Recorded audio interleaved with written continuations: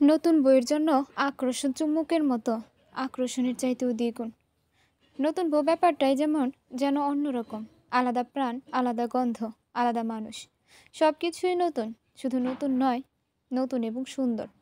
অদ্ভুতভাবে এই জিনিসগুলো খুব আকর্ষণ করতে থাকে একজন পুরুষকে। রূপক নিজেও জানে না সে কিসের আকর্ষণে কোনো প্রয়োজন ছাড়া এখন চিত্রার কাছে এসেছে। প্রয়োজন ছাড়া বললে ভুল হবে, তার প্রয়োজন চিত্রাকে, ভীষণ প্রয়োজন। চিত্রা লজ্জায় কুকড়ে আছে, জিজ্ঞেস করলো, কিছু কইবেন? হ, কোন? তোমারে বড়ই সুন্দর লাগতেছে। চিত্রা লজ্জায় লাল টকটকে হয়ে গেল। লোকটা এই কথা বলার জন্য তার কাছে এসেছে। হায় রে! রূপক আমতা আমতা করে বলল, আমার পায়ের জুতা জোড়া পাইতেছি না। তুমি কি আমার জুতা জোড়া দেখছ? খাটের নিচে দেখলেই পারতেন। বাইরে মেয়েদের ফিসফিসের হাসির রোল পড়ে গেল। লজ্জায় রাঙা হয়ে উঠল চিত্রার মুখ। ঘোমটাটা বড় করে টেনে দিল সে। এই লজ্জা রাঙা মুখ সে রূপককেও দেখাতে চায় না।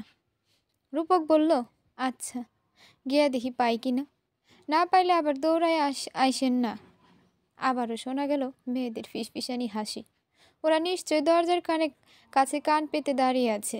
নববিবাহিত বরবধূর ব্যক্তিগত কথা শোনার মতো অন্যায়টা সবাই কেন করতে চায় চিত্রা জানে না।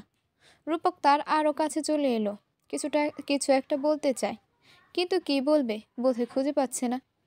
চোখের দৃষ্টি এদিক সেদিক ঘুরে আমতা আমতা করতে করতে সে ঘর থেকে বেরিয়ে গেল। মুখ টিপে হাসল চিত্রা। তার লজ্জা করছে সত্যি, কিন্তু এই লজ্জার ভিড়েও একটা জিনিস সে ঠিকই অনুভব করছে। মানুষটা এসে তাকে শুধু লজ্জা দেয়নি, তাকে দিয়ে গেছে একরাশ নতুন আনন্দ। ভীষণ সুখ অনুভব হচ্ছে চিত্রার। এটার নাম প্রেমে পড়ার সুখ। রুবিনা চিত্রাকে সুন্দর করে সাজিয়ে দিল। লাল টকটকে শাড়ি, বাজারে জুয়েলের কসমেটিক্সের দোকান থেকে কেনা গলার হার, ঠোঁটে লাল টকটকে লিপস্টিক, গালে ফেস পাউডার। চিত্রা জানে তাকে এখন খুব সুন্দর দেখাচ্ছে। সাজলে প্রত্যেকটা মেয়ের রূপ বহুগুণে বেড়ে যায়। তার সাজগোজ করতে ভালো লাগে। গত 9টা মাস সে কখনো সাজেনি। সে ভেবেছিল তার জীবন থেকে সাজগোজ শব্দটি উঠে গেছে, কিন্তু আজ ননদের হাতে বধূর সাজে সাজতে পেয়ে নিজেকে বড় সৌভাগ্যী মনে হয় চিত্রার। পুরো গ্রাম ভেঙে নতুন বউ দেখতে এসেছে। মহিলারা মুখে আঁচল ঠেকে হাসছে। ছোট ছোট বাচ্চারা বউয়ের একদম মুখের কাছে এসে উপুর হয়ে তাকে দেখে। কোনো কোনো মহিলা এগিয়ে এসে চিত্রার ঘোমটা টেনে চিত্রার চুল দেখে। কেউ কেউ সব মুখে প্রশংসা করে বলে, রূপক সুন্দরী বউ পাইছে, কমলা সুন্দরী। কেউ বা তার লম্বা চুল দেখে বলে, খায়রন সুন্দরী। আবার কেউ বা ফিস ফিস করে তার বিরুদ্ধে দু একটা কথা বলে। এই যেমন, বউয়ের ভ্রু মোটা, চোখ দুইটা বড়, আরও কত কি। ফিস ফিস করে বললেও সেসব কথা কানে আসে চিত্রার। বিয়ে বাড়ি মানেই যেন প্রশংসা এবং দুর্নামের একটা সমাবেশ। ভিড় কমে গেল সকাল 10টা নাগাদ। সবাই যার যার মতো বউ রেখে বাড়িতে ফিরে গেল। দুপুরবেলা আরও একবার গায়ে হলুদ হবে। এই গ্রামের বিয়ের রীতিতে 2বার গায়ে হলুদ হয়। প্রথম গায়ে হলুদ কনেকে তার বাড়িতে আর আত্মীয় স্বজনেরা মিলে দেয়, আর দ্বিতীয় গায়ে হলুদ শ্বশুরবাড়িতে স্বামীর সঙ্গে স্বামীর আত্মীয় স্বজনের দ্বারা দেওয়া হয়। আজকে গায়ে হলুদ হবে দুপুরে। চিত্রার শাশুড়ি সবাইকে দুপুরবেলা আসতে বলে দিয়েছেন। দুপুরে গায়ে হলুদ হলেও সকাল থেকে শুরু হয়েছে তার আয়োজন। কাঁচা হলুদের গন্ধে মৌ মৌ করছে বারান্দা। বারান্দায় বসে থেকেও চিত্রা স্পষ্ট বুঝতে পারে অদূরে তার স্বামীর ঘরে বসা মানুষটা ভীষণ ঝটপট করে মরছে। হলুদ বাটা হলো, গাছ থেকে তুলে আনা তাজা মেহেদি পাতা বাটা হলো। হলুদের ডালায় আলপনা সাজানো হয়েছে লাল রং ও চুন দিয়ে। ছোট একটা মাটির কলসে আম পাতা দিয়ে বসিয়ে রাখা হয়েছে। উঠানে মাঝখানে লাগানো হয়েছে একটা কলা গাছ। সামনে বিশাল একটা কাঠের পিঁড়ি বাঁধা রয়েছে। সেখানে গায়ে হলুদ হবে চিত্রা ও রূপকের। ভাবি ও অন্যান্য আত্মীয় স্বজনরা মিলে হলুদের আয়োজন করছে। কিশোরী মেয়েরা সবাই পরেছে হলুদ শাড়ি। চিত্রাকে এখনো হলুদ শাড়ি পরানো হয়নি। এত কিছুর ভিড়ে আজকে হয়তো রূপকের সঙ্গে আর সময় কাটানো হবে না তার। ভীষণ লজ্জা লাগলেও ইচ্ছা করছে রূপকের পাশে কিছুক্ষণ বসতে। ভাগ্য সুপ্রসন্ন হলো।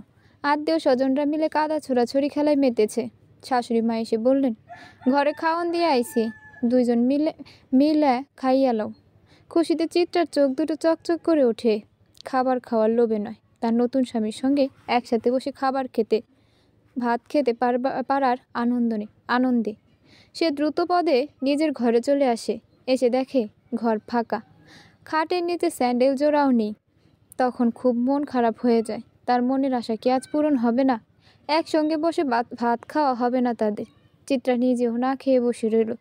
খাবারের প্লেটের ঢাকনা তুলে দেখল কি খাবার পাঠানো হয়েছে। গরম গরম ধোয়া ওঠা খিচুড়ি। বিয়েবাড়িতে অনেক মেহমান এসেছে, সবাই খাবে দুপুরবেলা বউ ভাতে। তাই এখন সবার জন্য সহজ রান্নার রেসিপি খিচুড়ি। এক গামলা খিচুড়িতে 2-1 পিস মাংস দেখা যাচ্ছে। খিচুড়ির ঘ্রাণে খিদেটা আরও মাথাচাড়া দিয়ে উঠল। খাবার আবারও ঢেকে দিল চিত্রা। আজকে বোধহয় আর তার খাওয়া হবে না। তার মানুষটাও আজকে এখনও খায়নি, কিংবা কে জানে, হয়তো সে আগে ভাগেই খেয়ে ফেলেছে। এমন সময় দেখা গেল দুলতে দুলতে ঘরের দিকে আসছে রূপক। কলিজায় পানি এলো চিত্রার। সে ছোট বাটিতে পানি ঢেলে হাত ধোয়ার ব্যবস্থা করে দিল। ঘরের দরজা আলগোছে লাগিয়ে রেখে বিছানায় মুখোমুখি হয়ে খেতে বসল তারা। চিত্রা লাজুক মুখে বলল, দুয়ার আটকাই দিলেন কেন? মানুষ আসলে কি ভাববো? যা মন চায় ভাবুক। ভাত খাওয়ানোর সময় কেউ ডিস্টার্ব করে সেটা মন চাইতেছে না। পেট ভৈরা 2টা খাইয়ালো, সারাদিনে আবার কখন খাওয়ান দিব তার ঠিক নাই।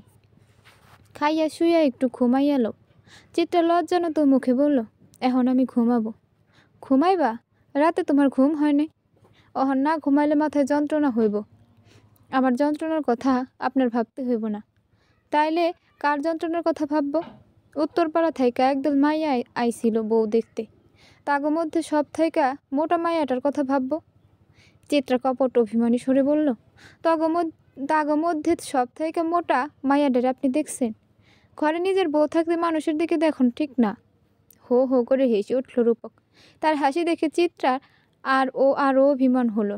সে খিচুড়ি খাওয়া বন্ধ করে তাকিয়ে রইল রূপকের দিকে। হাসি ও খুনসুটিতে খাওয়া শেষ হলো তাদের। পুরনো একটা কাঠের চেয়ারের ওপর খাবারের গামলা ও প্লেট সরিয়ে রেখে বইয়ের হাত ধরে টেনে নিয়ে গেল রূপক। বলল, এখন তুমি আমার সঙ্গে ঘুমাইবা। চিত্রা ছটফট করতে থাকলো। বাসা ভর্তি মেহমান, কে কি ভাববে? সে নতুন বউ, তাকে প্রত্যেকটা নিঃশ্বাস ফেলতে হবে ভেবে চিনতে। কিন্তু সত্যিটা হচ্ছে, সেও মনে মনে চাইছে এখন কিছুটা সময় রূপকের সঙ্গে কাটাতে। রূপক চিত্রার গায়ে হাত দিল। শিউরে উঠল চিত্রা। এই মানুষটার স্পর্শ তার ভালো লাগে। তবুও কেমন যেন ছন্দ খেলা করে মনে ও শরীরে। রূপক বউকে জড়িয়ে ধরে নিজের বুকের মধ্যে শক্ত করে ঝাপটে ধরে। চিত্রা অস্থির হয়ে সেই বুক থেকে বাহির হতে চেষ্টা করে। বাহুবন্ধন আরও শক্ত করে রূপক। চিত্রার নরম গালে সে চুমু খায়, কানে কামড় দেয়, গলায় মুখ ডোবায়। চিত্রা থর থর করে কাঁপে। পুরুষ মানুষের স্পর্শ এমন কেন? সুখ দেয়, আবার যন্ত্রণায়ও পুড়িয়ে ছাড়খাড় করে দেয়। রূপক তাকে অনেক আদর করে, যতটা আদর না করলে বউকে ছেড়ে দিতে মন চায় না, ঠিক ততটাই। আদর শেষে ক্লান্ত শরীরে পাশে শুয়ে থাকে তার স্বামী। চিত্রার বুকের ভেতর খুব জোরে জোরে আওয়াজ হচ্ছে, থুকপুক থুকপুক। লজ্জায় বালিশে অপুর হয়ে মুখ ঢেকে রেখেছে চিত্রা। রূপক হাসি মুখে টিনের চালের দিকে মুখ করে রেখেছে। চিত্রা চোখ খুলে ওর দিকে তাকাতে পারে না। লজ্জায় মরে যায় অবস্থা। ভাবিরা কেউ ডাকছে না, শাশুড়িও ডাকতে আসছে না। হলুদের সময় কি হয় নাই, নাকি সবাই বুঝে গেছে নতুন বউ এখন রঙ্গলীলায় মগ্ন, তাদেরকে ডাকা যাবে না? জগতের এইসব নিয়মের কথা ভাবলে চিত্রা খুব লজ্জা করে। মানুষ এমন কেন? কারো কি শরম নাই? কখন যেন ঘুমিয়েও পড়েছিল ওরা। হই হুল্লোড় শুনে ঘুম ভাঙল। চিত্রা লজ্জা পেয়ে দ্রুত উঠে শাড়ি ঠিক করলো। তারপর দরজা খুলতে গেল। শাশুড়িমা জিজ্ঞেস করলেন, ঘুমাই পড়ছিলা? হ আম্মা, যাও মুখ ধুয়ে আসো, হলুদিয়া শাড়িটা পিন্দ। ঘাড় ঘুরিয়ে আচ্ছা বলে চিত্রা। ওর মনে হয় শাশুড়ি কিছু বুঝতে পারেন নাই তো। ভয় পেয়ে বা কি, সেই সময় পার করে এসেছেন শাশুড়ি নিজেও। চিত্রা তাড়াহুড়ো করে মুখ ধুতে যায়। টিউবওয়েলের পাড়ে অনেকে এসে ঘিরে ধরে ওকে। ওর ভয় লাগে যদি আবার ওকে সকালের মতো প্রশ্ন করা হয়। কিন্তু কেউ কোনো প্রশ্ন করলো না দেখে মানসিক শান্তি পায় চিত্রা। উঠোন থেকে মহিলাদের গানের আওয়াজ শোনা যাচ্ছে। সারি বেঁধে গান গাইছে মহিলারা। মহাসমারোহে গায়ে হলুদ হলো রূপক ও চিত্রার। ভাবি ও বোনেরা মিলে কাঁচা হলুদ বাটা ডলে ডলে লাগিয়ে দিল তাদের গায়ে। কাঠের লম্বা একটা তক্তার উপর বসিয়ে রেখে তাদের গায়ে পানি ঢালা হলো। সারি সারি গানের সঙ্গেই বিয়ে বাড়ির খাবারের ঘ্রাণ মিলেমিশে একাকার। গায়ে হলুদের পর একটা হলুদ শাড়ি পরে চিত্রাকে রোদে বসিয়ে রাখা হলো। আজ বউ ভাতের দাওয়াত, একটু পরে লোকজন আসতে শুরু করবে। বাবুর্চিরা খাবার দাবার রান্নাবান্না করছে। রুবিনা সুটকেস নিয়ে এসে হাজির হলো চিত্রাকে আরও একবার বউ সাজানোর জন্য। এতবার সাজগোজ করতে বিরক্ত লাগার কথা থাকলেও চিত্রার মোটেও বিরক্ত লাগছে না। এই সাজগোজ করতে পারাটাও সৌভাগ্যের ব্যাপার। যদিও ঘুমে তার চোখ বন্ধ হয়ে আসছে। বধূ সেজে চিত্রা বসে রইল বিয়ের স্টেজে। গ্রামবাসীরা আসছে, আত্মীয় স্বজন আসছে বউ ভাতের দাওয়াত খেতে। সবার হাতেই একটা করে উপহারের প্যাকেট। দাওয়াত খেয়ে নিজের নাম লিখিয়ে উপহার দিয়ে যাচ্ছে সবাই। চিত্রার আজ খুব আনন্দ হচ্ছে। এভাবে যখন কারো বিয়ে হতো সে মনে মনে চাইতো একদিন তারও যেন এমন ধুমধাম করে বিয়ে হয়। তার পাগল বাবার পক্ষে সেটা সম্ভব ছিল না। অবশেষে তারও ভাগ্য সুপ্রসন্ন হয়েছে। মহাসমারোহে বিয়ে হচ্ছে তার। সন্ধ্যাবেলা কনে পক্ষের লোকজন আসলো। চিত্রা ফুপাতো ভাই বোন, ভাইয়ের বউ, তার বাবা সোহরাব উদ্দিনও এসেছে। সবাইকে এক ঝলক দেখেই মনে শান্তি বয়ে গেল চিত্রা। সবার সঙ্গে বসে খাবার খেলো চিত্রা। তারপর চলে এলো নিজের ঘরে। রূপক বন্ধু বান্ধব নিয়ে বিছানায় বসে মোবাইলে ছবি দেখছে। একটা অ্যান্ড্রয়েড মোবাইল আছে রূপকের। সেই মোবাইলটাতে চিত্রার বেশ কয়েকটা ছবি তুলেছে রূপক। চিত্রাকে দেখে ছেলেপেলেরা ঘর থেকে বেরিয়ে গেল। চিত্রা বলল, আমার বাড়ির লোকজন তো আমাগরে নিতে আইছে, নাই ওর যাইতে হইব। আপনার কি কি জিনিস নিতে হইব আমার একটু কন। কিছু নিতে হইব না, আমার শুধু বউডারে নিলেই হইব। মুচকি হেসে কথাটা বলল রূপক। চিত্রা খুব লাজুকভাবে হাসল। ভীষণ রোমান্টিক একটা বর পেয়েছে চিত্রা। তার বিয়ের সুটকেসের ভেতরে সে স্বামীর কিছু শার্ট ও লুঙ্গি গুছিয়ে ভরে নিল। রূপক আচমকা চিত্রাকে ঝাপটে ধরে বিছানায় শুইয়ে দিল। চিত্রা বলল, আপনি এমন কেন? আমি কেমন? এখন ছাড়েন, দরজা খোলা আছে, কেউ আইয়া পড়ব। আইলে আহুক, সরেন তো। স্বামীকে ধাক্কা দিয়ে চিত্রা বিছানা থেকে উঠে পড়ল। থরথর করে গা কাঁপছে তার। চিত্রা ঘর থেকে বেরিয়ে তার ভাবিদের সঙ্গে দেখা করতে এলো। চিত্রার ফুপাতো ভাইয়ের সঙ্গে অদূরে মুখোমুখি হয়। চেয়ারে বসে আলোচনা করছে রূপকের দুলাভাই ও চাচারা। চিত্রা অবাক হয়ে সেদিকে তাকিয়ে রইল। তার ভাইয়ের মুখটা শুকনো। কী নিয়ে আলোচনা হচ্ছে কে জানে। চিত্রার বিয়েতে যৌতুক হিসেবে ছিল একটা সাইকেল। বিয়ের পর পক্ষ থেকে খুব বেশি মেহমান যায়নি। তবুও তাদের সবাইকে খাওয়ানো, বড় কনের জন্য বিয়ের কেনাকাটা করতে তার ফুপো সংসার থেকে অনেক টাকা ঢালতে হয়েছে। ফুপাতো ভাইয়েরা যে যার মতো চেষ্টা করেছে বিয়েটা ভালোভাবে উঠিয়ে দেওয়ার। চিত্রাকে একটা সুন্দর বিয়ের শাড়িও দিয়েছে তারা। বড় কনের জন্য গায়ে হলুদের শাড়ি কিনে দিয়েছে চিত্রার ফুপো। কিন্তু ঝামেলা বেঁধেছে সাইকেল দেওয়া নিয়ে। সাইকেলটা দিতে হবে সোহরাব উদ্দিনকে। অনেক কষ্টে দুবেলা দুমুঠো ভাত খেতে পারা সোহরাব উদ্দিনের পক্ষে সাইকেল কিনে দেওয়া সম্ভব না। চিত্রা সেটা ভালো করেই জানে। তাই চিত্রার ফুপাতো ভাই এরা 15-20 দিন সময় নিয়েছে সাইকেল দেওয়ার জন্য। সোহরাব উদ্দিন কিছু টাকা দিলে বাকিটা চিত্রার ফুপাতো ভাইয়েরা মিলে দিয়ে একটা সাইকেল কিনে দেবে রূপককে। ফুপাতো ভাইয়ের কাঁধে এরকম উটকো বোঝা চাপিয়ে দেওয়া চিত্রার নিজের জন্য অপরাধবোধ কাজ করছে। এত আনন্দের বিয়ের মুহূর্ত এই লোকটার কারণেই, এই একটা কারণেই তার কাছে কেমন যেন অন্ধকার হয়ে গেল। তার স্বামী বাজারে দোকান করতে যায়। একটা সাইকেল তার ভীষণ প্রয়োজন। কিন্তু তার পরিবারের কেউ যদি এই সাইকেলটা দিতে না পারে তাহলে শ্বশুর বাড়িতে মান সম্মান কমে যাবে চিত্রার। অন্যদিকে ভাই কিংবা বাবার উপর কোনো দায়িত্ব চাপিয়ে দিতে চাইছে না চিত্রা। এসব কথা ভেবে চিত্রার মন খারাপ হয়ে গেল। সন্ধ্যা পেরিয়ে রাত নেমেছে। শ্বশুর বাড়ি থেকে বাপের বাড়ি যাওয়ার উদ্দেশ্যে রূপক ও চিত্রা কনে পক্ষের সঙ্গে বেরিয়ে পড়ল। 3টা অটো নিয়ে আসা হয়েছে। একটা গাড়িতে পাশাপাশি বসেছে চিত্রা ও রূপক। সেই গাড়িতে আরও আছে চিত্রার 2 ভাবি। তারা বিভিন্ন বিষয় নিয়ে হাসাহাসি মশকরা করছিল রূপকের সাথে। রূপকের বোন রুবিনা ও নাজমা ও যাচ্ছে চিত্রার বাবার বাড়িতে। বাপের বাড়ি বলতে চিত্রার ফুপুর বাড়ি। সোহরাব উদ্দিনের ভাঙা বাড়িতে চিত্রার শ্বশুরবাড়ির লোকজনকে নিয়ে যাওয়ার কোনো প্রয়োজন নেই। সেই কথা বলে দিয়েছেন চিত্রার ফুপু। চিত্রার আর্থিক অবস্থার কথা শ্বশুরবাড়ির সবাই জানে। সব কিছু জেনে শুনে রূপক বিয়ে করেছে চিত্রাকে, তাই এটা নিয়ে কেউ ঝামেলা করেনি। ফুপুর বাড়িতে আজকে একটা পৃথক ঘর দেওয়া হলো চিত্রা ও রূপককে। এতদিন চিত্রা ফুপুর সাথে ঘুমাতো। ফুপুর খড়ের ঘর, ফুপাতো ভাইয়ের টিনের দোচালা ঘর। ঘরে একটা খাট ও শোকেস আছে। শোকেস ভর্তি ভাবির অনেক শখের জিনিস। বড় ভাবি অনেক শৌখিন মানুষ। ওনার ঘরটাতেই থাকতে দেওয়া হয়েছে নতুন বর বউকে। বিছানায় পাশাপাশি শুয়ে আছে তারা দুজন। চিত্রার ঘুম পাচ্ছে, মাত্রই ঘুমে চোখ বুজে এসেছে। এমন সময় রূপকের হাতের স্পর্শ অনুভব করল। চিত্রা বলল, এখন কিছু কইরেন না, আমারে ঘুমাইতে দেন। ঘুমাইব তো, একটু সোহাগ করতে দাও। দিনের বেলা অনেক সোহাগ করছেন, এখন একটু শরীরটা সাইরা দেন। মনটা তো মানতাছে না, এত উচাটন হইলে হইব? সারাটা দিন মেলা ধকল গেছে, এখন একটু ঘুমাই এলন। কালকে আবার যত মন চায় সোহাগ কইরেন।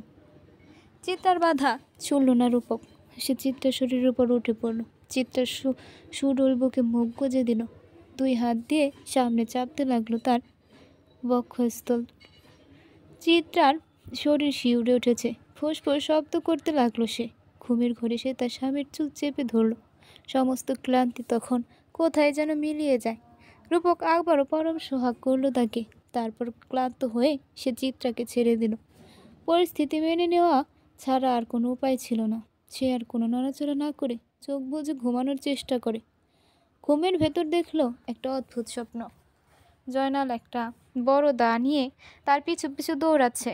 জয়নালের চেহারাটা মনে নেই চিত্রার, তবে স্বপ্ন বলে দিচ্ছিল ওইটা জয়নাল। দা দিয়ে সে চিত্রাকে কুপিয়ে মেরে ফেলতে চায়।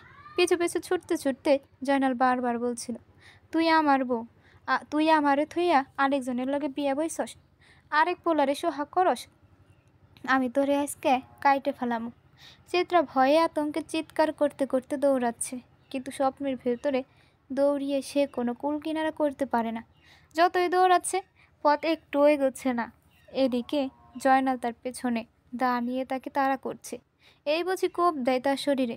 চিত্রা হঠাৎ করে পা ফসকে একটা দড়িয়ার মধ্যে পড়ে গেল। দড়িয়ায় পড়তে পড়তে ঘুম ভেঙে গেল তার। সে দেখল তার চোখ দিয়ে টপ টপ করে পানি পড়ছে। চিত্রা চোখ মুছল। রূপকের ঘুমের শব্দ পাচ্ছে সে। অন্ধকার ঘরে চিত্রার ভয় লাগে। এত ভয়ঙ্কর একটা স্বপ্ন সে কেন দেখল? রূপকের হাত দুইটা সে শক্ত করে জোর ধরে নিজেকে রূপকের বুকের মধ্যে ঠেলে দেয়। ঘুমের ঘোরেই রূপক চিত্রাকে তার বুকের মধ্যে টেনে দিল। একটা পা তুলে দিল চিত্রার গায়ের উপর। চিত্রার থলথলে শরীরটা রূপকের শক্তপোক্ত শরীরের ভেতরে জায়গা করে নিল। অনেকটা ভয় কেটে গেল চিত্রার। নীরবতার স্বস্তি পেতে লাগলো সে। দুই হাতে সে রূপককে শক্ত করে জড়িয়ে ধরে ভাবল, আমার কোনো ভয় নাই, রূপক আমার অনেক ভালোবাসে, কোনো ভয় নেই। 2 দিনের নায়ক শেষ করে শ্বশুর বাড়িতে ফিরে এলো চিত্রা। আসার সময় তার সঙ্গে হরেক রকম পিঠাপুলি ও 1 হাঁড়ি সিন্নি পাঠানো হয়েছে। গ্রামবাসীদের বাড়ি বাড়ি পাঠানো হলো সেই পিঠা ও সিন্নি। চিত্রা ঘরে ঢুকে দেখল তার বিছানায় উপরে বিয়েতে পাওয়া সব উপহার সামগ্রী সুন্দর করে সাজিয়ে রাখা হয়েছে। প্রত্যেকটা বাক্স থেকে র্যাপিং পেপার ছেঁড়া। তার মানে এবারের লোকজন সবাই তারা অগোচরে প্যাকেটগুলো খুলে দেখেছে কে কি পাঠিয়েছে। দেখা শেষ করে প্যাকেটগুলো তার ঘরের মধ্যেই রেখে দেওয়া হয়েছে। তথাপি চিত্রের মনে হলো নিশ্চয়ই এখান থেকে 2-1টা ভালো জিনিস সরিয়ে ফেলেছে অনেকে। এসব তার জানার কোনো প্রয়োজন নেই। সে যে কয়টা উপহার পেয়েছে তাতেই তার অনেক আনন্দ।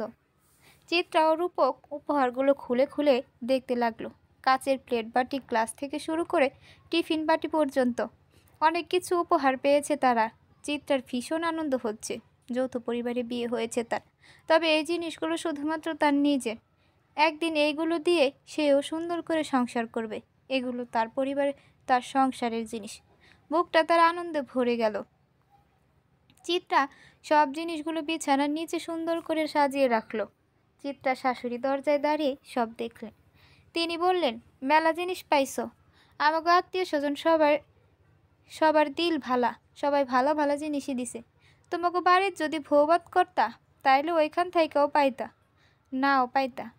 তোমার তো কোনো আত্মীয় স্বজন নাই, খালি একটা বাপ, তাও পাগলা। চিত্রার খুব খারাপ লাগলো কথাগুলো শুনতে। কথাগুলো নিষ্ঠুর রকমের সত্য। তবে অন্য কারো মুখ থেকে শুনলে খারাপ লাগাটাই স্বাভাবিক। কিন্তু সেই মুহূর্তে কথাগুলো মন থেকে ঠেলে দূরে করে দিল। বিয়ের প্রথম রাতেই সে রূপককে কথা দিয়েছে, শ্বশুর শাশুড়ির কথায় সে কখনো কষ্ট পাবে না। সে মনে মনে কোনো কষ্ট রাখতে চায় না। চিত্রার শাশুড়ি জ্যোৎস্না বললেন, সন্ধ্যা হয়ে যাইতেছে, আসো চুলার পারে ভাতের চাল ধুইয়া দাও, বৈশা বৈশা ভাত জাল দাও। সংসারে কাজ কাম সব শিখতে হইব। আমার সংসারে কয়দিন থাকবা? তোমার নিজের সংসার বুঝা লইতে হইব না? হাসাই কইছি। খুশি মনে ঘর থেকে বেরিয়ে এলো চিত্রা। সে শাশুড়ির সঙ্গে রান্না বান্না করতে ভীষণ আগ্রহী। সংসার খুব গৌরবের জায়গা। অনেক ছোটবেলা থেকেই সে সংসার করার স্বপ্ন দেখে। এখন সেই স্বপ্ন পূরণ করার পালা। ভাতের চাল ধুয়ে দেওয়ার সময় চিত্রার খুব ভয় হচ্ছিল। যদি চালে কোনো পাথর পাওয়া যায় তাহলে নতুন শাশুড়ির কাছে তার মান সম্মান থাকবে না। শাশুড়ি ভাববে সে বোধহয় কোনো কাজ ঠিক মতো করতে পারে না।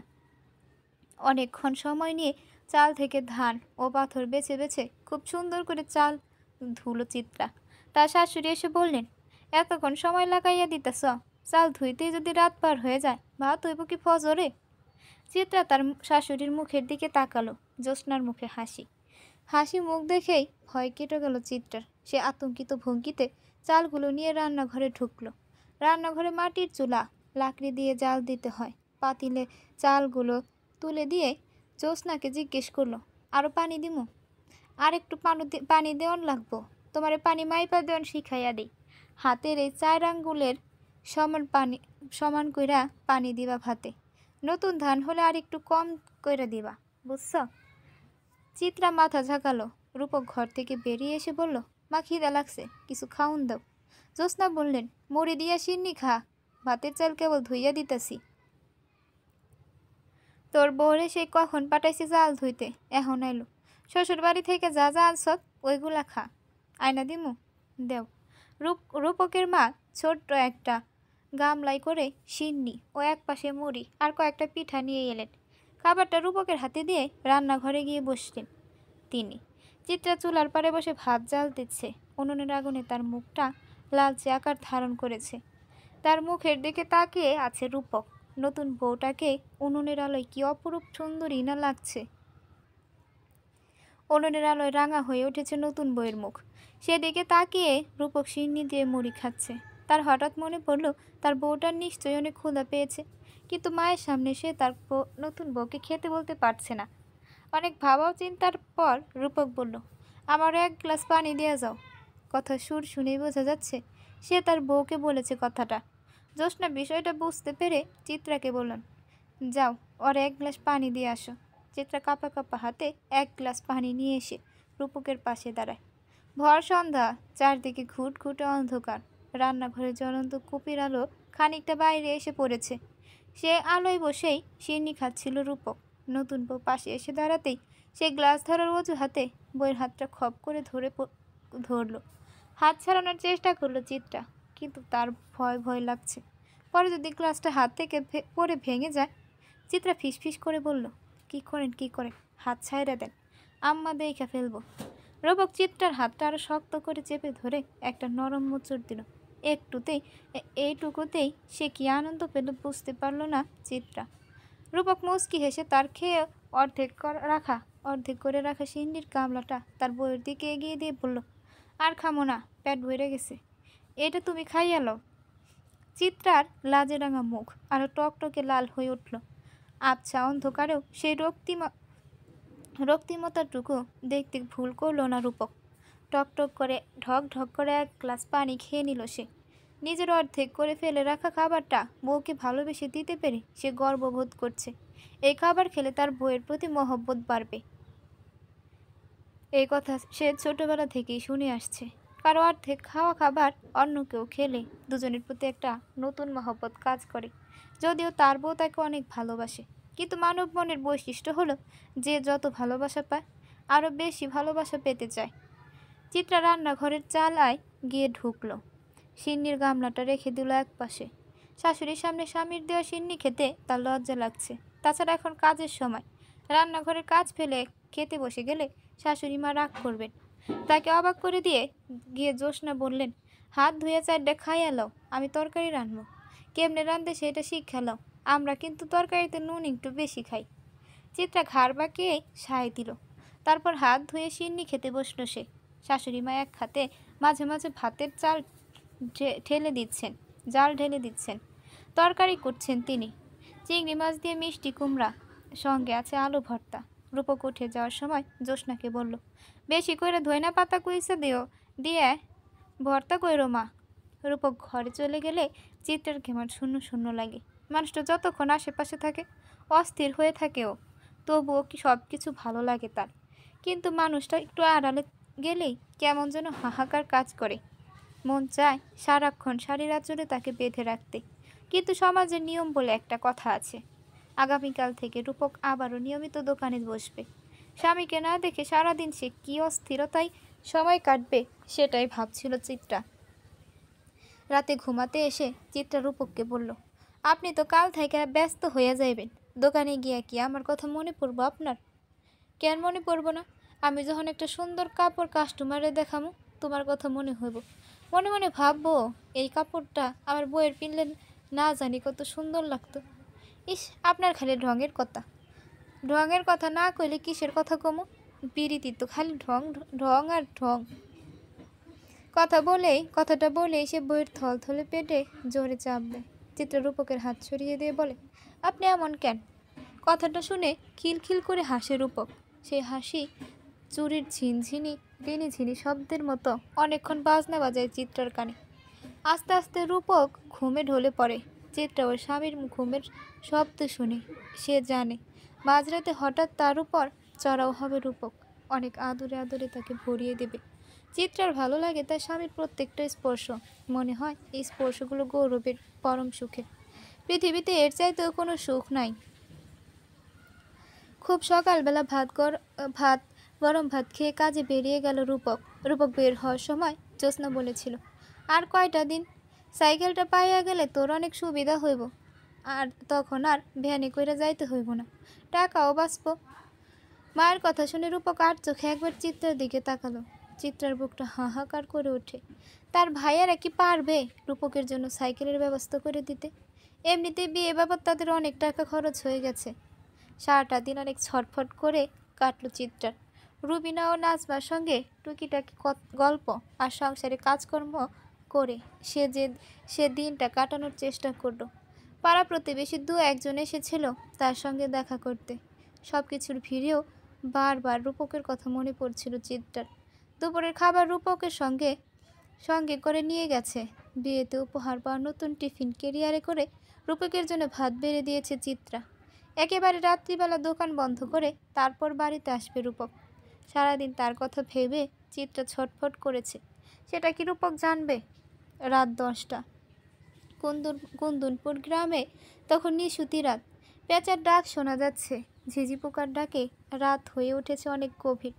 সন্ধ্যার পর থেকে পায়ের আওয়াজ শোনার অপেক্ষা করছে চিত্রা। এখনও সেই পায়ের আওয়াজ শোনা যাচ্ছে না। তার চোখে ঘুম লেগে এসেছে। না খেয়ে শুয়ে পড়েছিল সে। রূপককে ফেলে খেতে ইচ্ছে করছিল না। জ্যোৎস্না নিজেও এখনও না খেয়ে আছেন, জেগে আছেন পেটে খিদা নিয়ে।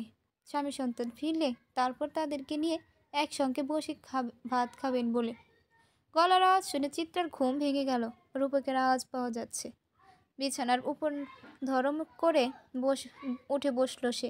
দরজার শব্দ হওয়ার আগেই সে দৌড়ে এসে দরজা খুলে দিল। রূপক দরজা ঠেলে দিয়ে তার বউকে ঝাপটে ধরল। বউয়ের নরম শরীরের এখানে সেখানে হাত দিয়ে নিজের উপস্থিতি জানান দিল। তার অস্থির হয়ে ওঠা বউ স্বামীর বুকে মাথা রেখে শান্তি খুঁজে বেড়ায়। রূপক বলল, ঘুমাইয়া পড়ছিলা? চোখ লাইগা আইছিল। খাওন দাও, খিদা লাগছে। আপনি মুখ হাত ধুইয়া আসেন, খাওন দিতেছি। রূপক দাঁত বের করে হেসে বলল, এই খাওন সেই খাওন না তো। তাহলে? রূপকের মুখের হাসি দেখেই চিত্রা বুঝে ফেলল তার স্বামীর কিসের ইঙ্গিত দিচ্ছে। স্বামীকে ঠেলে সরিয়ে দিয়ে চিত্রা বলল, অহন সরেন, আগে 2টা খাইয়া লন। খাওন তো অনেক খাইব, আগে আমার মিষ্টি বউরে দেখি। দেখার ছল করে রূপক তার বউকে ইচ্ছে করে ঝাপটে ধরে। বউয়ের গলায় মুখ ডুবিয়ে ঘ্রাণ নেয়। ক্রমাগত মাথা নাড়িয়ে অস্থির করে তুলে চিত্রাকে। এমন সময় শোনা যায় জ্যোৎস্নার গলা, খাইতে আয় বাবা, তোর বউ ঘুমাইয়া পড়ছে নাকি? ওরেও নিয়ে আয়, ভাত না খাইয়া বইসা আছে। রূপক বলল, চলো খাইয়ে আসি, তার দেখামো মজা। চিত্রা মাথায় ঘোমটা টেনে দেয়, ঘোমটার নিচে চুল ঠিক করে। বিয়ের পর থেকেই তার স্বামীর ভালোবাসার অত্যাচারে সে পৃষ্ঠ। নতুন নতুন বউ পেলে ছেলেরা এমন করে। তার ফুফাতো ভাইয়ের বউ বলেছে আর কয়দিন পরে এত সোহাগ থাকবে না। তখন বাসায় ঢুকে সবার আগে বলবে, ভাত দে। সারাদিন তার বউটা কিভাবে অস্থিরতায় ছটফট করেছে সে কথা মনে থাকবে না। ভাত খেয়ে বিছানায় শুয়ে নাক ডেকে ঘুম দেবে তার স্বামী। কথাগুলো শুনে চিত্রার মন খারাপ হয়েছিল। রূপকের এরকম হয়ে ওঠা মোটেও মেনে নিতে পারবে না সে। রূপককে এমনই ভালো লাগে। সে মনে মনে প্রার্থনা করে আজীবন যেন তার স্বামী এরকমই থাকে। ভোরের দিকে একেবারে চিত্রার ঘুম ভেঙে গেল। ঘর অন্ধকার। রূপকের গলায় হাত বুলিয়ে চিত্রা মনে মনে বলল, তোমারে পাইয়া আমি কি যে পাইছি, এ আমার আমার জীবনের সবচেয়ে বড় পাওয়া। কোনো এক অজানা কারণে চিত্রার চোখে পানি আসলো। খুব আবেগপ্রবণ হয়ে উঠল সে। তার অতীতের কালো অধ্যায়ের কথা মনে পড়ে গেল। মনে জাগলো অনেক আতঙ্ক। রূপক যেন সারা জীবন তাকে এভাবেই আঁকড়ে রাখে, সেটাই কামনা করছে চিত্রা। এছাড়া তার আর কিছুই চাওয়ার নেই। সুরসুরি পেয়ে ঘুম ভেঙে গেল রূপকের। রূপক স্ত্রীর হাতটা ধরে বলল, কি হয়েছে? ঘুমাও নাই? ঘুম ভেঙে গেছে, ঘুমাইয়া পড়ো। চিত্রার হাত নিজের হাতের মুঠো শক্ত করে চেপে ধরে রেখে রূপক আবারও ঘুমানোর চেষ্টা করে।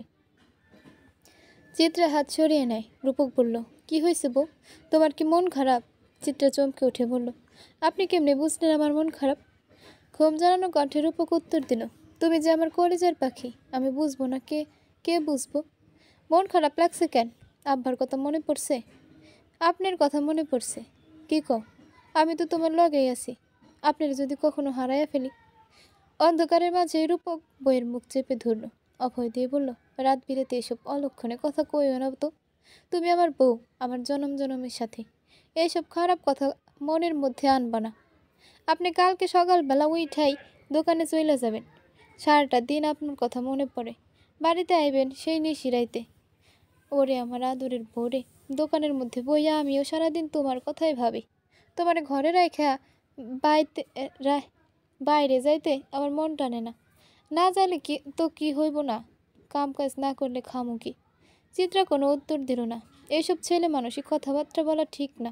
এতে স্বামীর মন হালকা হয়। মন হালকা হলে তারা ভালো মতো কাজকর্ম করতে পারে না। সে বলল, আপনি আমার চিন্তা করেন না। ভালো করে আপনার কাজটা করেন। দোকানে বইয়া থাকুন ছাড়া আমার কোনো কাম নাই।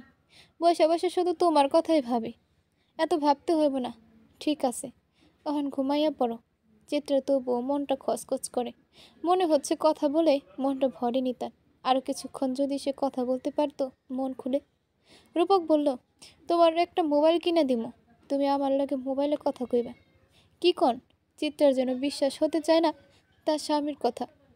একটা মোবাইল ফোনের অনেক দাম, তাছাড়া তার কোনো মোবাইলের প্রয়োজন নেই। রূপক বলল, সেকেন্ড হ্যান্ড মোবাইলের দাম কম। আমি খোঁজ লাগাইছি, একটা পাইলে তোমারে দিব। আমার কথা যখনই তোমার মনে হইব তুমি তখনই আমার একটা মিস কল দিবা। আমি কল ব্যাক দিয়ে তোমার সাথে কথা কইব। আপনি তো আর বিদেশে থাকেন না, মোবাইলে কল দিলে মানুষ কি কইব? এখনকার দিনে সবাই সবার বউয়ের লগে মোবাইলে কথা কয়। আমার বন্ধু আরমানরে দেখছো? বিয়া খাইতে আইছিল, লম্বা কইরা হ্যাংলা কইরা। ওরে দেখছি স্কুলের মাঠে বইসা বউয়ের লগে কথা কয়। আমাকে সামনে কয় না, একটু দূরে গিয়া কয়। আমরা ওরে লইয়া বহুত হাসাহাসি করছি। অহন মনে হইতেছে বউয়ের লগে কথা কইতে পারাটাই শান্তি। এই কথাগুলোর মানুষের সামনে কহন যায় না। চিত্রা শক্ত করে তার স্বামী রূপকে জড়িয়ে ধরল। মানুষটা ভীষণ ভালো। এই মানুষটাকে পেয়েছে সে অনেক সৌভাগ্য করে। মানুষটা যেন আজীবন তার সাথে থাকে। সব কিছু ভালোই চলছিল। একদিন ঘটল বিপত্তি। রূপক বউয়ের কাছ থেকে বিদায় নিয়ে দোকানের উদ্দেশ্যে বের হয়েছে। এমন সময় জ্যোৎস্না এসে বললেন, খাড়া কথা আছে, তোর বউরের ডাক। রূপকের ডাকে হতদন্ত হয়ে ছুটে এলো চিত্রা। জ্যোৎস্না বললেন, তোমার বাপের বাড়িতে খবর দাও, মেলা দিন তো হইয়া গেল। আমার পোলাটা ভ্যানে কইরা দোকানে যায়, তাড়াতাড়ি সাইকেলটা দিতে কও। আমরা তো তোমার কাছে বেশি কিছু চাই নাই বাপু। তোমার বাপে যে কিছুই দিতে পারবো না সেটা তো আমরা জানি। এজন্য খালি একজন সাইকেল চাইছি, তাড়াতাড়ি দিতে কইও। চিত্রা চুপ করে রইল। সে কার সঙ্গে যোগাযোগ করবে ভেবে পেল না। তার তো বাপের বাড়ি বলে কিছু নেই।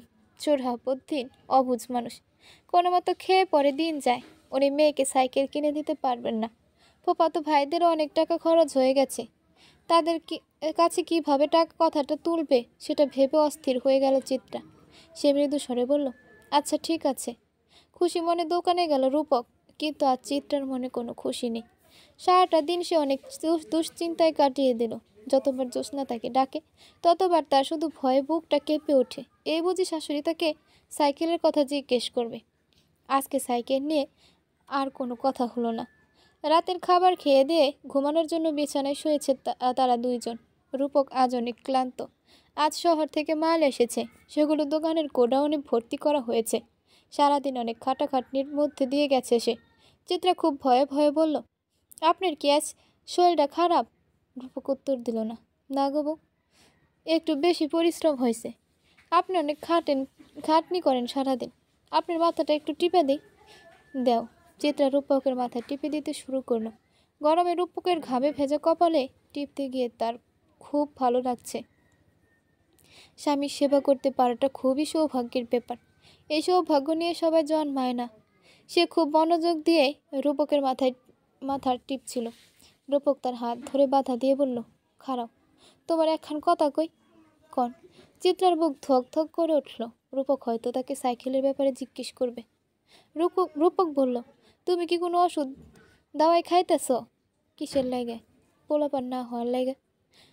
লজ্জায় রক্তিম হয়ে উঠল চিত্রা। এসব তো লজ্জার কথা। তার স্বামীর সঙ্গে কিভাবে এসব নিয়ে কথা বলবে? গভীর অন্ধকার রাতেও চিত্রা কথায় মুখ ঢাকবে ভাবতে লাগলো। রূপক বলল, তোমার আজ একখান কথা কই। আমার শখের কথা। আমার পোলাপানের অনেক শখ। ছোট ছোট পোলাপান দেখলে আমার খুব কোলে নিয়ে আদর করতে মন চায়। তুমি আমার পোলাপানের মা হইবে, কোনো ওষুধ দাওয়াই খাইবে না, কারো বুদ্ধি শুনবা না, আমার তুমি পোলার ডাক শোনাইবে। তীব্র অন্ধকারের মাঝেও চিত্রার লাল টকটকে মুখখানা অনুভব করতে রূপকের কোনো সমস্যা হলো না। লজ্জায় একদম লাল হয়ে গেছে চিত্রা। সে রূপকের সন্তানের মা হবে, অবশ্যই তাকে হতে হবে। সৃষ্টিকর্তার কাছে আজ থেকে মনে প্রাণে একটা জিনিসই চাইবে সে, রূপকের স্বপ্ন পূরণ করতে। তার কোল জুড়ে যেন একটা সন্তান আসে। রূপক চিত্রাকে জড়িয়ে ধরল। ওর গরম নিঃশ্বাস পড়তে লাগলো চিত্রার কানের উপর। উত্তেজিত হয়ে উঠল চিত্রা। রূপক বলল, কথা কও না কেন? ও বউ। চিত্রা রাজুক গলায় উত্তর দিল, আল্লাহর কাছে দোয়া করি তিনি যেন আপনার সন্তানের মা হওয়ার তৌফিক দান করেন আমারে। চিত্রার কেমন জানি কান্না পেয়ে যাচ্ছে। রূপক বলল, তুমি কোনো ওষুধ দাওয়াই খাও না তো? না। ভালো করছো, কেউ তোমার বুদ্ধি দিলেও খাইবে না। জি আচ্ছা। চিত্রাকে কেউ ওষুধ খাওয়ার বুদ্ধি দেয়নি, বরং গুরুজনেরাই অনেকে তাকে বলেছে কোনো ওষুধ খাওয়া যাবে না, তাড়াতাড়ি একটা বাচ্চা নিতে হবে। বাচ্চা হয়ে গেলে পুরুষ মানুষের পায়ের বাঁধন, গলার রশি, পুরুষ মানুষের সংসারে বাইন্ধা রাখনের একমাত্র উপায় হইতেছে পোলাপান। পোলাপান হয়ে গেলে এরা সংসারই হয়। ঘরে যতই বউ হোক না কেন, মানুষের বউরে তাদের বেশি ভালো লাগে। বাচ্চার বাপ হয়ে গেলে এই সব আবার থাকে না। তখন বাচ্চার দিকে সব ভালোবাসা মায়া মহব্বত থাকে। বাচ্চার কথা চিন্তা কইরা কেউ বউরে তালাক দিতে চায় না। তালাক নিতে চাইলেও তাড়াতাড়ি একটা বাচ্চা নেওয়া ভালো। তার ফুফাতো ভাইয়ের বউ, চাচি শাশুড়ি সবাই তাকে এই বুদ্ধি দিয়েছে। রূপক চিত্রাকে বুকের মধ্যে টেনে নিল।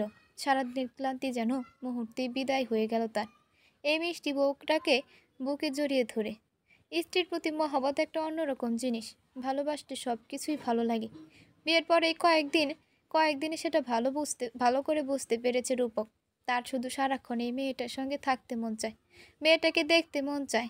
মনটা ঠিক সারাক্ষণ কেমন অস্থির হয়ে থাকে রূপক সেটা বুঝতে পারে না। পরের দিন চিত্রা একজন লোকের মাধ্যমে তার ফুপুর কাছে সংবাদ পাঠিয়ে দিল। সে জানালো এখানে সে খুব ভালো আছে। শ্বশুরবাড়ির সবাই তাকে অনেক আদর যত্ন করে। ফুপু যেন সোহরাবুদ্দিনের সঙ্গে যোগাযোগ করে তাকে একটা সাইকেলের ব্যবস্থা করে দেয়। তার জামাইয়ের প্রতিদিন কাজে যেতে দেরি হয়, একটা সাইকেল হলে নিজের মতো আরামে যেতে পারত সে। সোহরাবুদ্দিন যেন মেয়ের দিকটা চিন্তা করে দ্রুত একটা সাইকেলের ব্যবস্থা করেন। ফুফুকে এই সংবাদ পাঠিয়ে দিয়ে দুশ্চিন্তায় ডুবে রইল।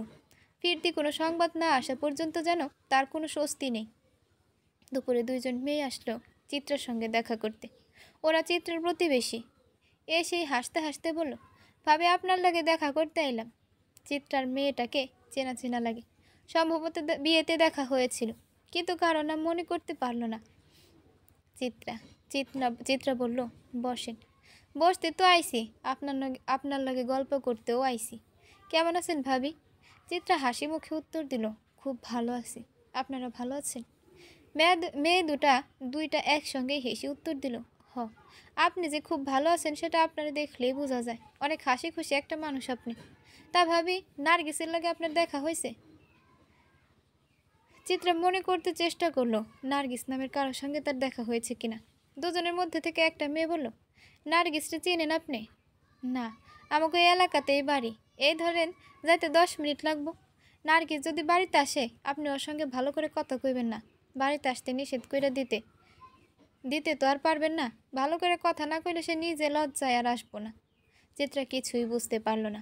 হতভম্ব হয়ে এসে মেয়ে দুটোর দিকে তাকিয়ে রইল। একজন মেয়ে বলল, আমার নাম সীমা, বিয়ের দিন সাজাইছিলাম, মনে নাই? না। কি কন, এত তাড়াতাড়ি ভুলে গেলেন? তাইলে তো নার্গিসটা দেখছেন, কিন্তু মনে করবার পারতেছেন না। শোনেন ভাবি, নার্গিসের লগে রূপক ভাইয়ের একটু কানেকশন আছিল। এই কথা আপনারা কেউ বলবে না। আপনারে দেখে আমার খুব ভালো মনের মানুষ হয়েছে। সাদা সিধা মানুষ আপনি। সাদা সিধা পাইয়া যদি আবার কেউ আপনার ঘাড়ের উপরে চাইপা বসে, তাই একটু সচেতন করতে আইলাম। রূপক ভাইরে একটু চোখে চোখে রাখবেন। সে এমনি ভালো মানুষ, তাই পুরুষ মানুষের কথা কওন যায় না। ঘরে যতই সুন্দরী বউ হোক, কেউ একটু গুতা মারলে সে ঠিকই গুতায় নইরা উঠব। আপনি তারে চোখে চোখে রাখবেন। চিত্রার বুকের ভেতর দাও দাও করে আগুন জ্বলে উঠল। অপরিচিত দুটো মেয়ের কথাতেও কেমন হিংসায় মরে যাচ্ছে সে। কে হতে পারে এই নার্গিস? তার ব্যাপারে ওরা তাকে সতর্ক করতে এসেছে।